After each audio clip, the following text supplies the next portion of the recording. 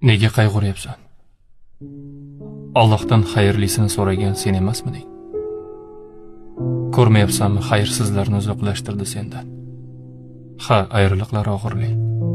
Ha, ketganlar senga yaqin bo'lgan. Lekin har ketgan yo'qotish emas. Ba'zida ketishgani hayotingga Allohning bergan eng katta hadyasi bo'ladi. Chunki ba'zilar sen bilan qolganida yo'lingni to'sardi, qalbingni zararlardi, balki orzularingga yetkazmasdi. Alloh seni yomonlikdan o'z yo'li bilan saqlayapti. Sen esa shunchaki yo'qotdim deb o'ylayapsan. Unutma, rizqing ham, rishtang ham, baxting ham senga tegishlisi hech qachon chetda qolmaydi.